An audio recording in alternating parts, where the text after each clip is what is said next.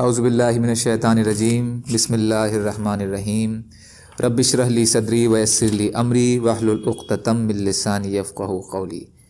ریاض الصالحین حصہ اول، کھلے اور چھپے ہوئے کاموں اور حالات میں نیک نیتی کا ہونا ضروری ہے۔ کمزور، فقیر اور گمنام مسلمانوں کی عظمت کا بیان۔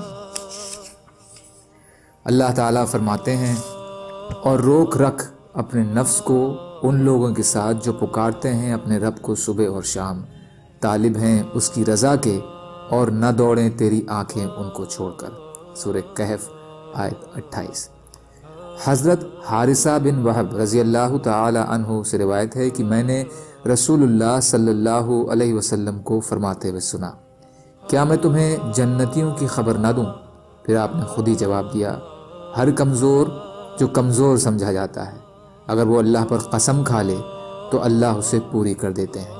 کیا میں تمہیں جہنمیوں کی خبر نہ دوں؟ پھر جواب دیا، ہر کٹھور، سرکش، کنجوس یا اترا کر چلنے والا اور گھمنڈی۔ بخاری و مسلم۔ فائدہ، اس میں اس کمزور، غریب اور ایکانت میں رہنے والے لوگوں کی عظمت کا بیان ہے جن کو کوئی خاص مقام سماج میں حاصل نہیں ہوتا، لیکن ایمان و تقوی کے وہ ایسے بلند مقام پر فائز ہوتے ہیں کہ اگر اللہ کی ذات پر بھروسہ کرتے ہوئے قسم کھا لیں تو اللہ تعالیٰ ان کی قسم کو پوری فرما دیں گے۔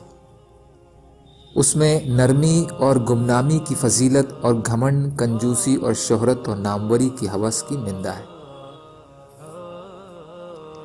حضرت ابو العباس سہل بن سعد سعدی رضی اللہ تعالیٰ عنہ سے روایت ہے کہ ایک آدمی نبی اکرم صلی اللہ علیہ وسلم کے پاس سے گزرے تو آپ صلی اللہ علیہ وسلم نے اپنے پاس بیٹھے ہوئے آدمی سے فرمایا، تمہارا اس انسان کے بارے میں کیا رائے ہے؟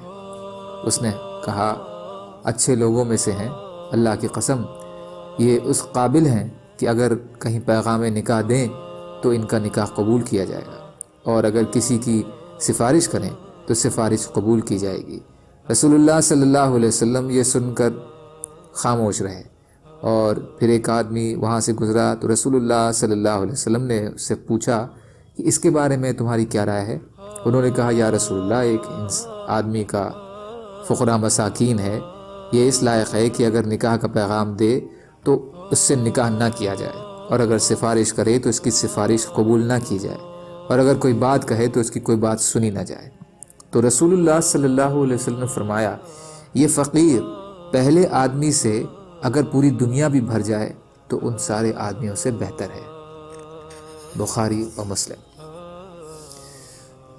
اس میں امام مسلم نے اس حدیث کو تخریج نہیں کی ہے، اس لیے یہ افراد بخاری میں سے ہیں، جیسا کہ بہت سے ائمہ سے وضاحت کی ہے۔ فائدہ، اس میں ان فقراء اور مساکین کی عظمت اور مہانتا کا بیان ہے جنہیں سماج میں ان کی غربت کی وجہ سے کوئی جانتا ہے، نہ ان کا کوئی سمان اور عزت کرتا ہے، لیکن اللہ کے یہاں ان کا ایک ایک آدمی دنیا بھر کے انسانوں سے بہتر ہے جو ایمان اور تقوی سے محروم ہیں۔ اس سے یہ بھی معلوم ہوا کہ اللہ کے یہاں اصل اہمیت ایمان اور تقوی کی ہے، نہ کہ نسب اور دکھاوے کی شان و شوکت کی۔ دوسرا، نکاح کے لیے نیک مردوں اور نیک عورتوں کا انتخاب کیا جائے، چاہے وہ غریب ہی ہوں، کیونکہ دینی حساب سے وہ دوسرے مسلمان کا کفو یعنی ہم پلہ ہے۔ مطلب یہ ہے کہ دینی برابری دیکھی جائے، صرف سانسارک برابری کا خیال نہ رکھا جائے۔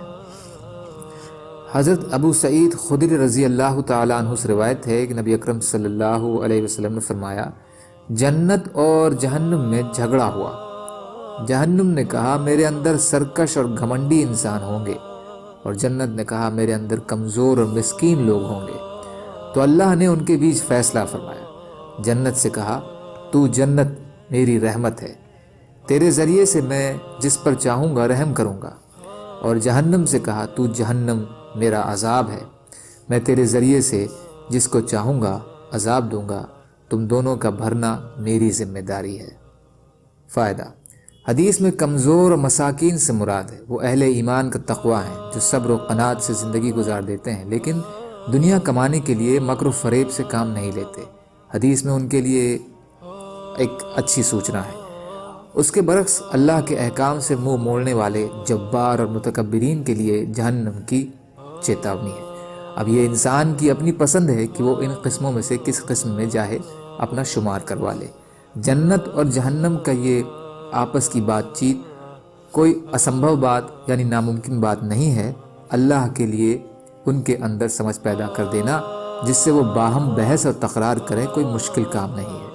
اس لیے اس قسم کی احادیث کی تعویل کی چندہ ضرورت نہیں ہے، انہیں اپنے ظاہر پر ہی سمجھا جائے۔ یہ روایت مسند احمد 3/79 میں تفصیل کے ساتھ آئی ہے اور صحیح بخاری کتاب التفسیر میں ابو سعید خدری رضی اللہ عنہ کی روایت سے زیادہ واضح اور ابو ہریرہ رضی اللہ تعالیٰ عنہ سے مروی ہے۔ حضرت ابو ہریرہ رضی اللہ تعالیٰ عنہ سے روایت ہے کہ رسول کریم صلی اللہ علیہ وسلم نے فرمایا، یقیناً قیامت والے دن موٹا تازہ بڑا آدمی آئے گا، اللہ کے یہاں مچھر کے پر کے برابر بھی اس کا وزن نہیں ہوگا۔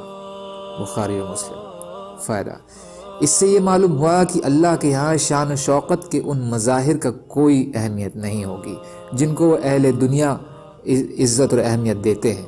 یہاں تو انسان کا ایمان اور تقوی دیکھا جائے گا اور اسی بنیاد پر اس کا مہتو ہوگا۔ اس لیے انسان کی اصل توجہ اپنے دل کی اصلاح کی طرف ہونی چاہیے، نہ کہ صرف پرورش جسم کی طرف ہونا چاہیے۔ سبحان اللہ و بحمدہ، سبحانک اللہم و بحمدک، اشہد ان لا الہ الا انت، استغفرک و اتوب الیک۔ سبحان ربک رب العزۃ عما یصفون وسلام علی المرسلین والحمد للہ رب العالمین برحمتک یا ارحم الراحمین۔ لا الہ الا اللہ محمد رسول اللہ۔